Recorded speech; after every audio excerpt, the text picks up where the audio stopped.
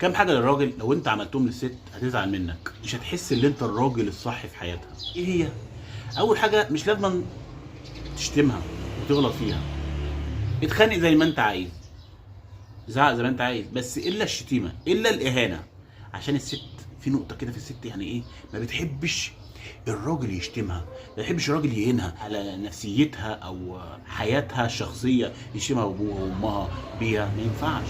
كلموا زي ما انتوا عايزين، اقعدوا حلوا المشكله زي ما انتوا عايزين بالطريقه الصح، بس مش بالشتايم وقله الادب. عشان الشتايم وقله الادب هتجيب شتايم وقله ادب، وحتى مش هتعرفوا تخلصوا المشكله، هتخش في مشكله ثانيه. في نقطه لازم تخلي بالكم منها كويس، الراجل لما يتنرفز او الست لما تنرفز مفيش حد بيبص قدامه. عشان كده انا بقول لكم ما تحاولوش تحلوا المشكله وانتوا في شده بينكم. حاولوا لما يكون في شده بينكم تقعدوا شويه كده، او تقعدوا يوم، او تقعدوا لغايه اخر النهار او لغايه العشاء، وبعد كده حلوا المشكله بالراحه وبالطريقه وبالاسلوب الكويس. عارفين لما بعد المشكله بشويه كده وتحلوا المشكله هتبقوا 100 100، والله العظيم هتبقوا 100 100، وهتبقى سمنه على العسل، صدقوني والله. عشان وقت الشده الواحد مش عارف هو بيقول ايه، وممكن كمان ممكن يطلق مراته وهو مش حاسس بنرفزه.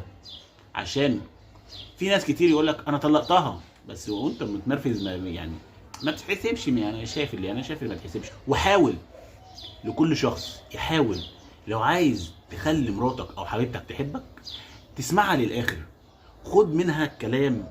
يعني هي ما بتكلمش حد، لازم تاخد منها الكلام. ادام انت حبيبها او انت جوزها لازم تسمع لها وتاخد الود بشكل ودي معاها. عشان كده لو مراتك او حبيبتك بتتكلم معاك كتير اسحب منها الكلام، عشان انت الوحيد اللي انت بتسمع لها. ما تجيش تصدها، يا ست انا دماغي وجعاني انا، ما هي كده مش هتحبك. ممكن تدور على اي حد تاني يسمع لها وتحبه، صح ولا انا غلطان؟ وحاول لو هي قالت حاجه وغلطت حاول تفهمها بالراحه، حاول تقول لها اللي انت عملتيه ده غلط. ما تجيش تندفع كده وتبقى متنرفز وتبقى تقلب غم كده، لا. انا بقول لك بالراحه وبالهدوء. انت يا بنت الحلال قلت لي واحد، تروح انت قايل لها واحد. يا بنت الحلال اتنين، يبقى انت تقول لها اتنين.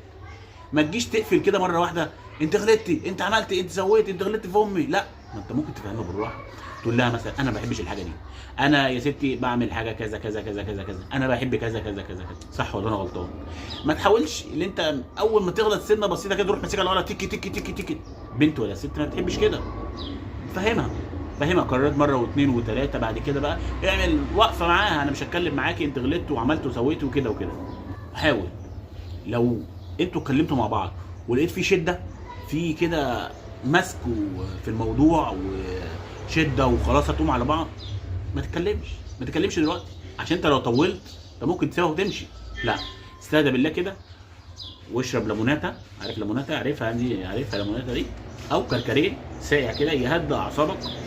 وبعد ساعه ساعتين يا بنت الحلال الامر 1 2 3، وانت جيت عليا في 1 2 3 وانا ما بحبش 1 2 3، الموضوع كده يخلص على خير. لكن لو انت اتكلمت يدق على الحديد هو سخن كده زي ما هما بيقولوا، الامثال دي مش في كله يابا. لازم تبقى دي حبيبتك ولا دي مراتك، لازم تهدي اللعب كده وتاخد ود بشكل ودي. سامع يا صاحبي؟ احلى مسا عليك يا صاحبي.